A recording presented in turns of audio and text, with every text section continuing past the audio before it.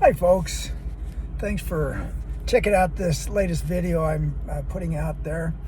I just came from the grocery store slash gas station where I gas up my propane truck every day, and I couldn't help but notice a number of shopping carts that are just sitting out in the parking lot. People put the groceries in their car and they just leave the cart there and then drive off.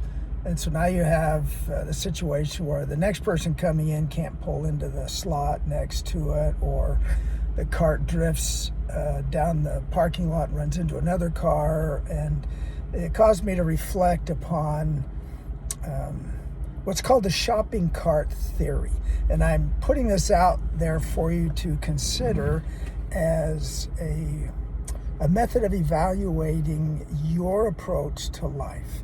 The shopping cart theory really was kind of started out as a meme that became a psychological concept surrounding the idea that returning a shopping cart to the designated shopping corral is a litmus test or a metaphor for a person's moral character or the ability to govern themselves, to have self-control. And if you think about it, it could in fact be just what it is. There are a lot of arguments out there against this theory. There are a lot of arguments out there supporting this theory. But just think about it for a minute. If you bring your groceries out and you leave the shopping cart in the parking lot without putting it anywhere, that does demonstrate a lack of concern for anybody else or anything else. It is kind of a me first kind of a demonstration, I believe. If you're the type of person that loads your groceries into your car and takes the cart over to the cart corral and puts it in, that means that you're a little bit more concerned, or at least it can be taken that way. You're demonstrating that you care enough to collect those carts because it makes the cart collector's job easier. It reduces the possibility of damage to other cars. It frees up a parking slot that's not blocked by a cart. So to a certain degree, I agree with this theory. But let's take it a step further.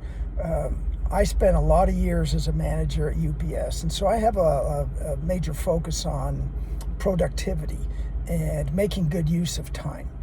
And when I look at people that go into a grocery store or Costco or wherever, they grab a cart from the stack in the store, they load it up, go back out, fill up their car, and they put the cart in the corral, having walked right by that corral on the way into the store.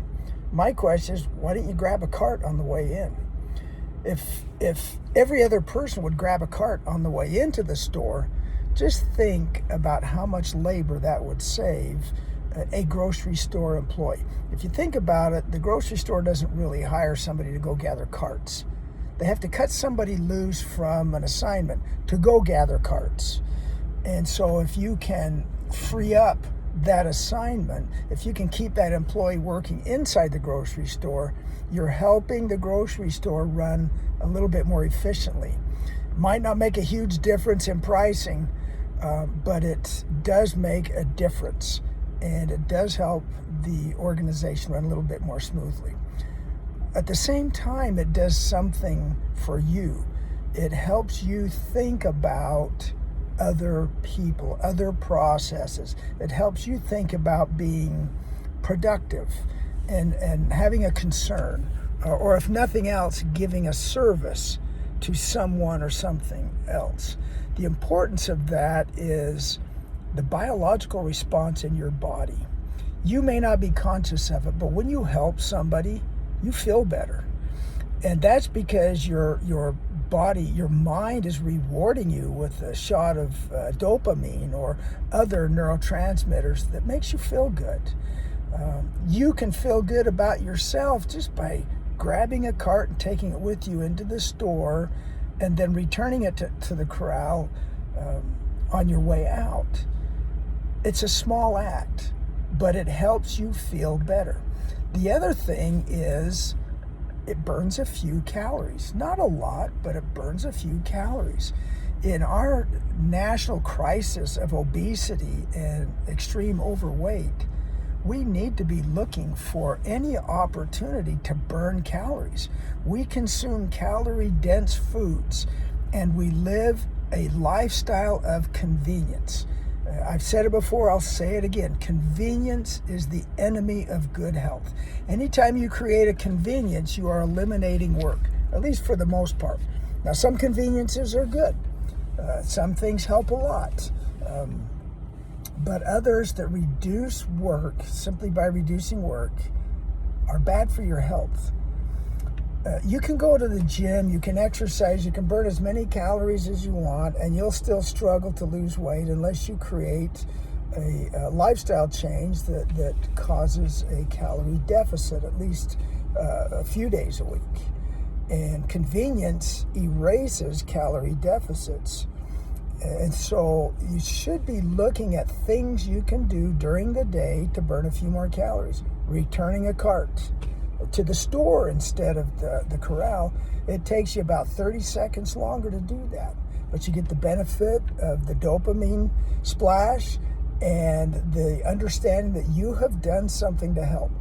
And on that note, continuing on, to do things during the day that help other people, you could help a neighbor, you could do all kinds of things. The list is endless to help. And that would create a feeling of goodness within you. It also creates better character. You now become a person that others look up to because you are so helpful and so concerned. And that's character development right there. In this world of problems, of battling obesity, and let me tell you, I'm fighting the battle right now myself. Went on vacation a few weeks ago, put on the traditional 6 or 7 pounds, come back, and I'm back to the grindstone trying to get rid of it, and being successful. But it sure helps to feel better about that effort. So I guess the bottom line for this video is be productive.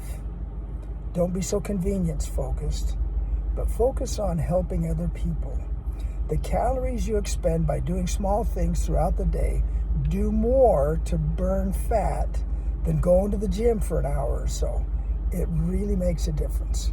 Good luck in your battle to feel good and to lose weight.